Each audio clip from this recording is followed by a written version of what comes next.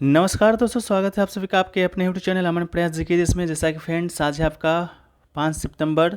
तो सबसे पहले आप सभी को शिक्षक दिवस की हार्दिक शुभकामनाएं। ठीक है, तो चलिए आज के जो 5 सितंबर में आपका एसएससी एमटीएस का जो एग्ज़ाम हुआ था फर्स्ट शिफ्ट का, उसमें आपके जीके जीएस के पोर्शन से क्या क्या प्रश्न पूछे गए हैं उन सभी प्रश्नों के साथ मैं उपस्थित हो गया हूँ। तो सभी प्रश्नों को देखेंगे, साथ में संभावित एक्स्ट्रा फैक्ट्स भी देखेंगे जो कि आपके एग्ज़ाम में आने वाले हैं। चाहे किसी भी एग्ज़ाम हो, चाहे एसएससी सीजीएल हो, चाहे एमटीएस हो, सभी एग्ज़ाम में आपको यहाँ से देखने को मिलेंगे ही प्रश्न। ठीक है, तो देखिए इसका पीडीएफ टेलीग्राम पे मिल जाएगा। तो आज का जो पहला जो प्रश्न है आपका कि गंगूबाई होलकर किस घराने से संबंधित हैं। ठीक है, तो बात करेंगे फ्रेंड्स गंगूबाई होलकर का, तो इनका जो संबंध है आपका किराना घराने से है। तो इसका राइट आंसर आपका ऑप्शन नंबर जो कोई भी दिया गया हो, लेकिन ऑप्शन नंबर जो किराना दिया गया होगा वो फ्रेंड्स आपका राइट आंसर हो जाएगा। ठीक है, जो गंगूबाई होलकर थी उनका संबंध आपका किराना घराने से है। साथ में इनका एक आत्मकथा भी है। आत्मकथा का नाम है नन्ना बदुकिना हादू, जो कि यहाँ पर लिखा हुआ भी है, मेरे जीवन का संगीत इसका मतलब होता है। तो इनकी आत्मकथा है। ठीक है, इसके अलावा इनको पद्म भूषण का अवार्ड दिया गया था। कब कौन सा अवार्ड दिया गया है? तो पद्म भूषण दिया गया है आपका 1971 में, और पद्म विभूषण भी इनको दिया गया है फ्रेंड्स। कब दिया गया है? तो 2002 ईस्वी में। ठीक है, ये तो बात रही अवार्ड का।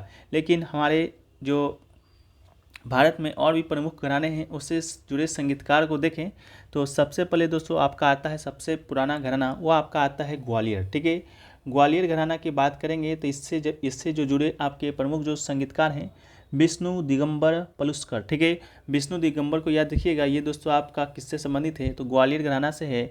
इसके अलावा ओंकार नाथ ठाकुर। ठीक है, ओंकार नाथ ठाकुर की बात करेंगे तो ये भी फ्रेंड्स आपका ग्वालियर घराना से ही संबंधित है। इसके अलावा एक घराना है बनारस घराना। ठीक है, बनारस घराना की बात करेंगे तो ये दोस्तों आपका जो एक किशन महाराज हैं। ठीक है, किशन महाराज हैं वो दोस्तों आपके बनारस घराना से ही संबंधित है।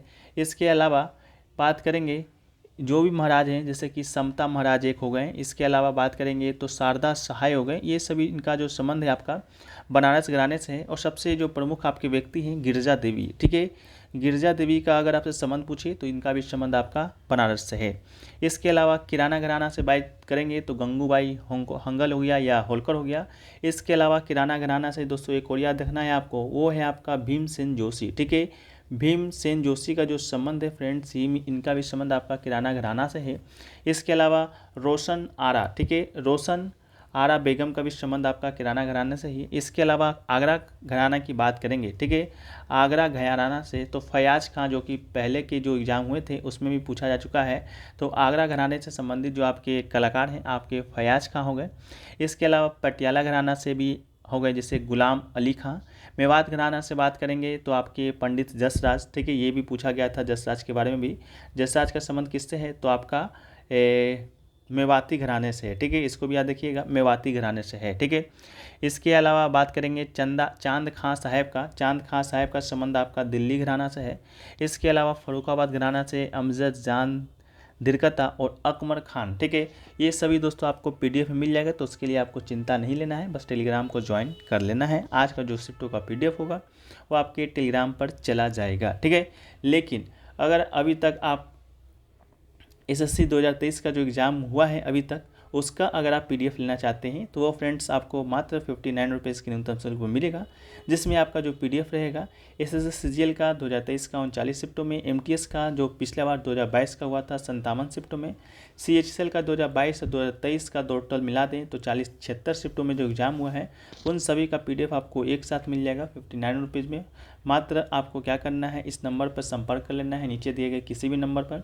सभी प्रश्नों के साथ आपको इंपॉर्टेंट एक्स्ट्रा फैक्ट्स मिलेगा, जीके जीएस करंट अफेयर्स के प्रश्न शामिल रहेंगे। साथ में एसएससी एमटीएस का जो एग्ज़ाम चल रहा है उसका भी पीडीएफ आपको डेट बाय डेट आपको मिलता जाएगा। ठीक है, तो जो लोग इच्छुक हैं आप लोग संपर्क कर लीजिएगा, और भी जानकारी आपको वहाँ पर मिल जाएगी। ठीक है, चलिए नेक्स्ट प्रश्न की बात करते हैं। तो नेक्स्ट प्रश्न पूछा गया कि जो बिहू है, ठीक है, बिहू आपका किस राज्य में मनाया जाता है? ठीक है, तो बिहू की बात करेंगे तो ये दोस्तों आपको पहले से ही मालूम होगा कि आपका असम राज्य में मनाया जाता है। ठीक है, कहाँ मनाया जाता है? तो असम में मनाया जाता है। ठीक है, इसके अलावा एक तो आपका लोक नृत्य है बिहू, इसके साथ ही साथ बिहू आपका वहाँ का फेस्टिवल भी है। ये भी प्रश्न एक बार पूछा जा चुका है कि इनमें से कौन सा नृत्य आपका फेस्टिवल भी है और आपका फोक डांस भी है। तो उसका राइट आंसर बिहू था। अब बात रही बिहू की, तो बिहू आपका एक साल में कितने बार मनाया जाता है, तो 3 बार मनाया जाता है आपके असम राज्य में।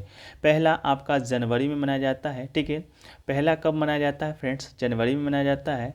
इस बिहू को हम लोग भोगाली बिहू के नाम से जानते हैं। कौन से बिहू, तो भोगाली बिहू।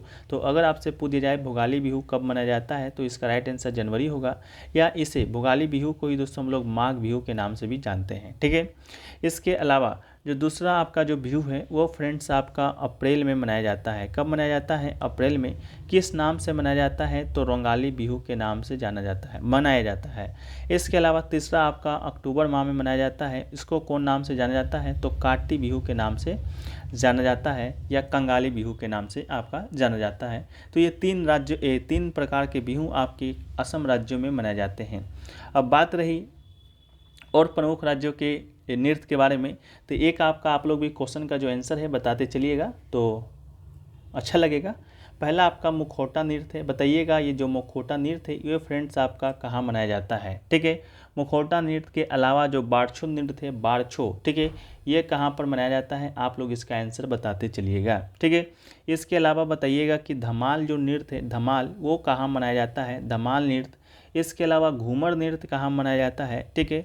इसके अलावा जो सांग जो नृत्य है, सांग, ठीक है, वो कहाँ मनाया जाता है। जल्दी से आप लोग इसका आंसर है कमेंट सेक्शन में बताते चलिएगा, ठीक है। तो देखिए जो आपका जो मुखौटा नृत्य और बारह नृत्य वो फ्रेंड्स आपका अरुणाचल प्रदेश में मनाया जाता है, तो अरुणाचल प्रदेश इसका राइट आंसर होगा। इसके अलावा जो धमाल है, घूमर है और सांग नृत्य है, ये सभी फ्रेंड्स आपका हरियाणा में मनाया जाता है। कहाँ मनाया जाएगा, तो ये फ्रेंड्स आपका हरियाणा में मनाया जाएगा, तो इसका राइट आंसर आपका हरियाणा हो जाएगा, ठीक है। इसके अलावा और कुछ प्रमुख लोक नृत्य को देखें तो आपका एक लावनी है, ठीक है। लावनी और तमाशा ये कहाँ पर मनाया जाएगा, आप लोग भी कमेंट सेक्शन में बताते चलिएगा अगर आप लोग को मालूम है तब, ठीक है। तो लावनी और तमाशा है वो फ्रेंड्स आपका कहाँ मनाया जाएगा, तो महाराष्ट्र में मनाया जाएगा। इसके अलावा बताइएगा जाट जटिन, ठीक है। जाट जटिन दोस्तों आपका कहाँ मनाया जाएगा, जाट जटिन, तो ये फ्रेंड्स आपको बता दें ये आपका बिहार में मनाया जाता है, तो राइट आंसर बिहार हो जाएगा, ठीक है। बिहार में जाट जटिन के अलावा जो झिझिया जो नृत्य है ये भी फ्रेंड्स आपका बिहार में ही मनाया जाता है। जम्मू कश्मीर में बात करेंगे तो जो रऊफ नृत्य है, रऊफ, वो फ्रेंड्स आपका जम्मू कश्मीर में मनाया जाएगा। इसके अलावा बात करेंगे नौटंकी का, नौटंकी कहाँ मनाया जाता है, तो ये फ्रेंड्स आपका उत्तर प्रदेश में मनाया जाता है, तो उत्तर प्रदेश का राइट आंसर हो जाएगा। इसके अलावा कजरी भी उत्तर प्रदेश में, ठीक है।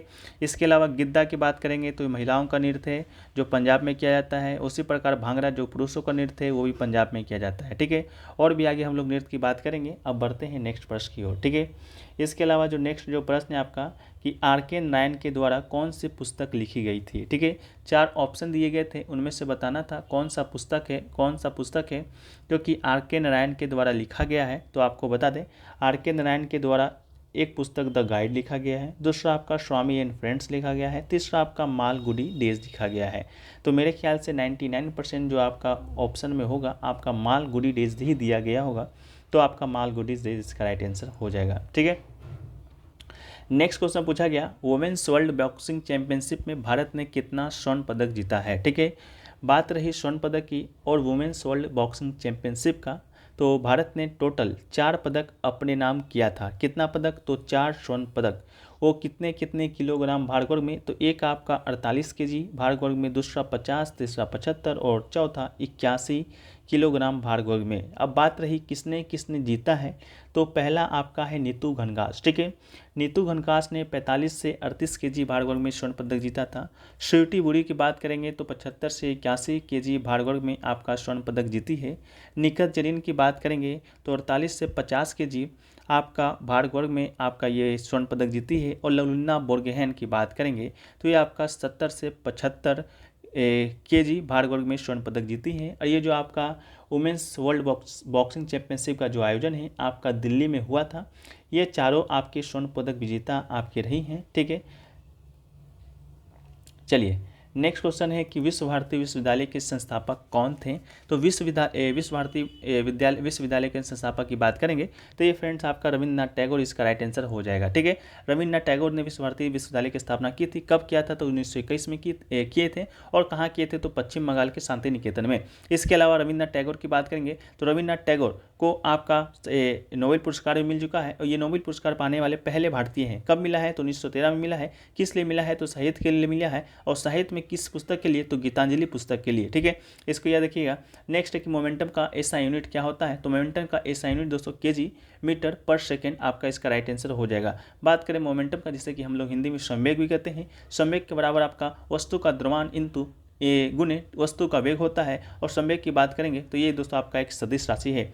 बात करेंगे और भी क्वांटिटी का, जिसके एसआई यूनिट का, तो लेंथ का एसआई यूनिट आपका मीटर हो जाएगा। मास की बात करेंगे तो एसआई यूनिट आपका किलोग्राम। टाइम की बात करेंगे तो सेकंड। इलेक्ट्रिक करंट की बात करेंगे तो एम्पियर। थर्मोडायनेमिक टेम्परेचर की बात करेंगे तो इसका SI unit kelvin. Luminous intensity की बात करेंगे तो कैंडला। और अमाउंट ऑफ सब्सटेंस की बात करेंगे तो इसका एसआई यूनिट दोस्तों आपका मोल हो जाएगा। ठीक है, नेक्स्ट क्वेश्चन पूछा गया कि बंगाल जो विभाजन है आपका किस वर्ष हुआ था। तो बंगाल विभाजन की बात करेंगे, बंगाल विभाजन तो ये किस वर्ष आपका हुआ है। तो दोस्तों आपका 1905 ईस्वी में हुआ था। किसने किया था? तो लॉर्ड कर्जन ने किया था। इसके अलावा बंगाल विभाजन की जो घोषणा है आपका 20 जुलाई 1905 को किया गया था, लेकिन जो आपका प्रभावी हुआ था वो आपका 16 अक्टूबर 1905 से प्रभावी हुआ था। जो बंगाल था वो दोस्तों आपका दो भागों में बांट दिया गया था। एक आपका पश्चिम बंगाल, एक आपका पूर्वी बंगाल। ठीक है, दो भागों में बांट दिया गया था। इसके अलावा बंगाल जो विभाजन है आपका 6 साल के बाद यानी कि 1911 में आपका रद्द भी कर दिया गया था। रद्द किसके द्वारा किया गया था? तो लॉर्ड हार्डिंग द्वितीय के द्वारा किया गया था। इसके अलावा बंगाल जो विभाजन है आपका 1947 में भारत के विभाजन के बाद आपका हुआ था। ठीक है, दूसरी बार। नेक्स्ट क्वेश्चन पूछा गया कि सेफ 2023 का आयोजन है जो कि किस शहर में आपका हुआ है। सेफ की फुल फॉर्म की बात करेंगे तो आपका क्या होता है, आप लोग कमेंट सेक्शन में बता दीजिएगा। ठीक है, देखिए तो सेफ की बात करेंगे तो इसका जो फुल फॉर्म होता है दक्षिण एशियाई फुटबॉल महासंघ होता है। इसके अलावा ये जो प्रतियोगिता है आपका द्विवार्षिक है। या किसका प्रतियोगिता है, किस खेल का? तो फुटबॉल का चैंपियनशिप है। इसका जो आयोजन है 21 जून से 4 जुलाई के बीच आपका हुआ था। कहाँ पर हुआ था वो पूछा गया था, तो बेंगलुरु इसका राइट आंसर था। ठीक है, बेंगलुरु इसका राइट आंसर था। बात करेंगे विजेता का, तो भारत इसका विजेता बना था जो कि 9वां खिताब जीता है। वो विजेता की बात करेंगे तो कुवैत था। बेंगलुरु में इसका आयोजन हुआ है। बेंगलुरु में भी कहाँ आयोजन हुआ है? तो कांतिरावा स्टेडियम में। ठीक है, कांतिरावा स्टेडियम में इसका आयोजन हुआ है। ठीक है, नेक्स्ट क्वेश्चन पूछा गया कि 2020 में गरीब कल्याण योजना कितने राज्यों में लागू किया गया था। तो इसका राइट आंसर आपका 6 हो जाएगा। 6 राज्य कौन कौन से थे? तो बिहार था, उत्तर प्रदेश था, मध्य प्रदेश था, झारखंड था। ठीक है, झारखंड था, राजस्थान था और उड़ीसा को शामिल किया गया था। इसके अलावा 6 जिलों के 25,000 से अधिक प्रवासी श्रमिकों के साथ कुल 116 जिलों को इस अभियान के लिए चुना गया था। तो जिला पूछेगा तो 116। इसके अलावा जिसमें 27 आकांक्षी जिला भी शामिल हैं। ठीक है, नेक्स्ट क्वेश्चन की बात करेंगे तो पूछा गया हेमा जो मालिनी है वो आपका कौन सा नृत्य करती है। तो हेमा मालिनी की बात करेंगे तो ये दोस्तों आपका भरतनाट्यम जो नृत्य करती है। हेमा मालिनी आपकी एक बॉलीवुड एक्ट्रेस भी रह चुकी हैं और अभी वर्तमान में ये आपका मथुरा से बीजेपी के सांसद भी हैं। नेक्स्ट क्वेश्चन पूछा गया कि how many schedule present till 2023, यानी कि भारत के संविधान में कितनी अनुसूचियाँ हैं अभी वर्तमान में। तो वर्तमान में दोस्तों आपका 12 अनुसूचियाँ हैं, लेकिन जब आपका संविधान अपनाया गया था, जब बनकर तैयार हुआ था, तो उस समय आपके 8 अनुसूचियाँ थी। ठीक है, तो 8 अनुसूचियाँ थी, तो 8 + 4 यानी कि 4 जो अनुसूचियाँ हैं बाद में जोड़ा गया होगा। तो वो अनुसूची आपका पहला 9वीं अनुसूची थी, जिसमें ये भूमि सुधार से संबंधित राज्य अधिनियम और विनियमों से संबंधित था। दूसरा आपका 10वीं अनुसूची था, जिसमें जो कि आपका दल बदल से संबंधित प्रावधान था। आपका तीसरा आपका जोड़ा गया था 11वीं अनुसूची। इसमें आपके ऐसे प्रावधान को शामिल किए गए थे जो कि पंचायतों को शक्ति, अधिकार और जिम्मेदारियों को निर्देशित करता है। 11वीं अनुसूची की बात करेंगे तो इसमें आपका कुल 29 विषय शामिल थे। ये आपका 73वां संविधान संशोधन 1992 के माध्यम से भारतीय संविधान में जोड़ा गया था। इसके अलावा 12वीं अनुसूची की बात करेंगे तो ये दोस्तों आपका नगर पालिकाओं की शक्तियों, प्राधिकारों और जिम्मेदारियों को निर्देशित करता है। इसमें कुल 18 बातें हैं या 18 विषय हैं। इसको कब जोड़ा गया था? 74वां संविधान संशोधन 1992 के माध्यम से। ठीक है, बात करें भारत के संविधान की प्रारंभिक समय में तो टोटल आपके 22 भाग हैं। 22 भाग थे, 395 अनुच्छेद थे और 8 अनुसूचियाँ थी उस समय जब आपका क्या हुआ था, संविधान बनकर तैयार हुआ था 1949 ईस्वी में। लेकिन वर्तमान समय में इसका जो परिदृश्य है वो आपका 22 भाग से बदलकर 25 भाग हो गया है। अनुच्छेद आपका 448 हो गया है और 12 अनुसूची हो गया है। ठीक है, तो 12 अनुसूची की बात करेंगे तो हम लोग तो 4 अनुसूची देख लिए जो कि बाद में जोड़े गए थे, लेकिन पहले से जो अनुसूचियाँ थी, जैसा कि पहली अनुसूची वो किससे संबंधित है तो राष्ट्र तथा संघ राज्य क्षेत्र का वर्णन करता है। दूसरी आपका राष्ट्रपति, राज्यपाल, उच्चतम न्यायालय, उच्च न्यायालय के वेतन भत्ते से संबंधित है। तीसरा आपका शपथ से संबंधित है, इसको याद रखने का सबसे शॉर्ट ट्रिक है 3 से तीसरा शपथ में भी दोस्तों आपका 3 ही वर्ड आता है, तो इसको रिलेट करके याद रख लीजिएगा अगर आपसे याद नहीं होता है तब। चौथी अनुसूची की बात करेंगे तो राज्यों तथा संघ राज्य क्षेत्रों से राज्यसभा में स्थानों की आवंटन की बात करता है। इसके अलावा 5वीं अनुसूची आपका अनुसूचित क्षेत्रों और अनुसूचित जनजातियों के प्रशासन और नियंत्रण से संबंधित है। इसके अलावा आपकी बात करेंगे 6ठी अनुसूची का, तो ये आपका मेघालय, असम, जो त्रिपुरा, मिजोरम है उनसे संबंधित आपका ये अनुसूची है। 7वीं की बात करेंगे तो इसमें आपका 3 सूची है, आपका संघ, राज्य और समवर्ती, ये बार बार पूछा जाता है। इसके अलावा 8वीं अनुसूची में टोटल 22 भाषा है। आपका जब संविधान बना था उसमें 14 थे, 8 भाषा बाद में जोड़ा गया था। इसके अलावा 9वीं, 10वीं, 11वीं, 12वीं की बात हम लोग कर चुके हैं, ठीक है।